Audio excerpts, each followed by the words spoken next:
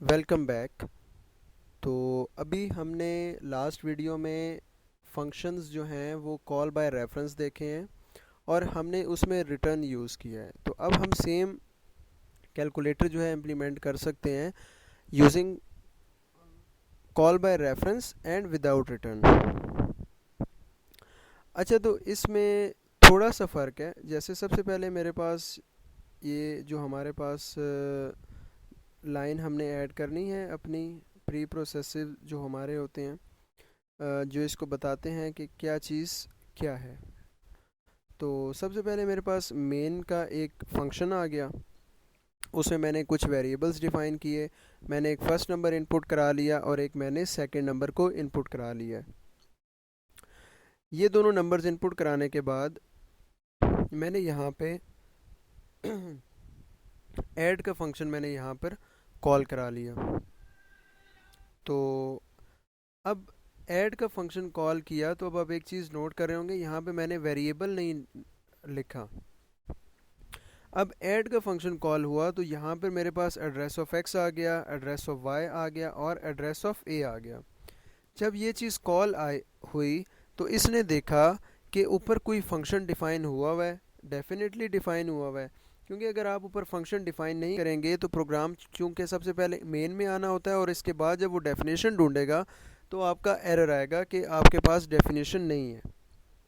तो आपने यहाँ से फंक्शन जो डिफ़ाइन किया हुआ था वो वहाँ पे चला गया डेफिनेशन पे।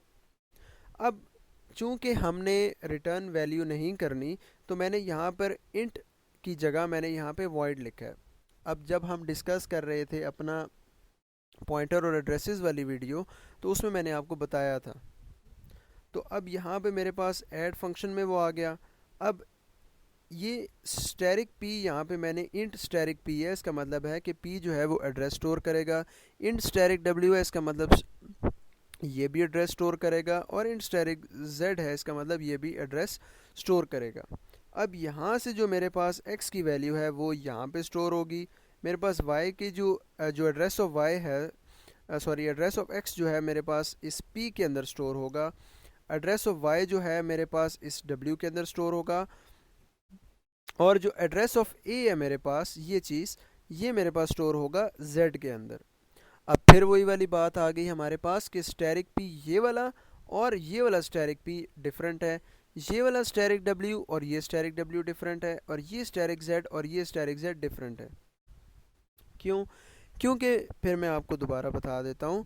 क्योंकि इस स्टैरिक p को जब हम लिखते हैं, मैं कलर चेंज कर लेता हूँ, जब हम इस स्टैरिक p को लिखते हैं तो इसका मतलब ये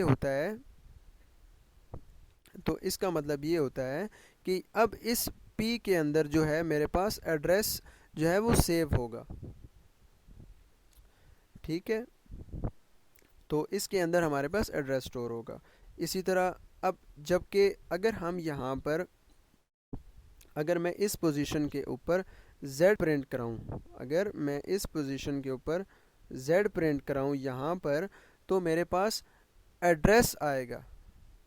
अगर मैं यहाँ पर स्टैरिक z प्रिंट कराऊँ तो मेरे पास p और w के अंदर जो वैल्यूज़ होंगी जो मैंने यूज़र से इनपुट ली हुई होंगी उनका एडिशन हो के प्रिंट होगा। अगर मैं यहाँ पर स्टैरिक z प्रिंट कराता हूँ, क्यों? क्योंकि इस z के अंदर ऑलरेडी एड्रेस पड़ा हुआ है और ए स्टैरिक और एड्रेस आपस में कैंसिल आउट हो जाते हैं।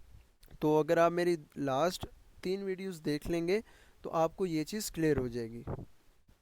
अभी हम चेक भी कर लेते हैं। जैसे मैं यहाँ पर मैं एक स्टेटमेंट प्रिंट कराने से पहले मैं एक यहाँ पर इस प्रोग्राम को आपको रन करके दिखा देता हूँ। जब यहाँ से मेरे पास एड्रेसेस इधर जाकर इनके अंदर स्टोर हो गए तो मैंने यहाँ पर स्टैरिक w लिखा कि स्टैरिक w के अंदर स्टैरिक p और स्टैरिक w का रिज़ल्ट जो है ऐड होकर सेव हो जाए। अब स्टैरिक p का मतलब एक इंटीजर वैल्यू है, स्टैरिक w भी एक इंटीजर वैल्यू और एक स्टैरिक z भी एक इंटीजर वैल्यू है।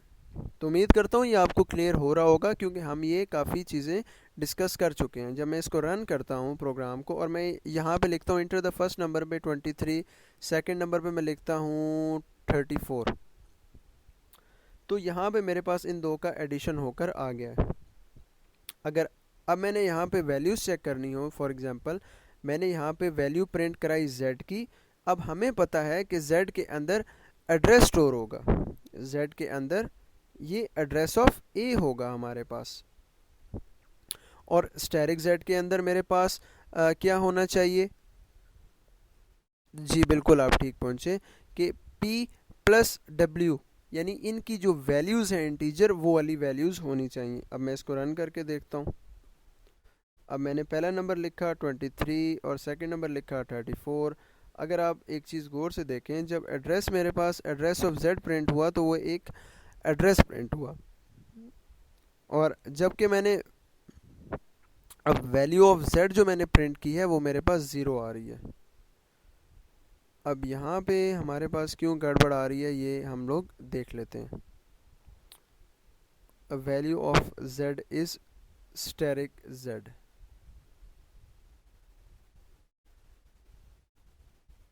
सॉरी, ये यहाँ पे लाइन नहीं आएगी, ये अब अगर हम इसे कट करें और यहाँ पे प्रिंट करें तो अब हम देख लेते हैं कि क्या होता है। अब यहाँ पे मैंने प्रिंट किया 23 और यहाँ प्रिंट किया 34। तो अब अगर आप देखें तो मेरे पास जो वैल्यू ऑफ z आई है, स्टैटिक z आया है, वो मेरे पास 57 आया है, क्योंकि उस टाइम तक स्टैटिक z जो है उसके अंदर कोई रिज़ल्ट नहीं आया था। तो उम्मीद करता हूँ आपको ये वीडियो क्लियर हो गई होगी। इसके बाद अभी हम स्टार्ट करेंगे अपना असेंबली लैंग्वेज को देखेंगे। उसके अंदर हम आर्डिनो नैनो के ऊपर फिर स्टडी करना शुरू करेंगे और AVR इंस्ट्रक्शंस देखेंगे। तो इस वीडियो सीरीज़ को देखते रहें। उम्मीद करता हूँ आप इस वीडियो सीरीज़ से नई चीज़ें सीख रहे होंगे। ये एम्बेडेड सिस्टम कोर्स बनाने का मकसद एक ऐसे लोगों के लिए कोर्स बनाना था जो कि कुछ लर्न करना चाहते हैं, कुछ सीखना चाहते हैं। तो मैं जो चीज़ें सीखता हूँ तो वो मैं कोशिश करता हूँ कि वीडियो की शक्ल में बना दी जाएं, ताकि जो न्यू स्टूडेंट्स हैं ताकि उनकी जो कंसेप्ट्स हैं वो क्लियर हो सकें।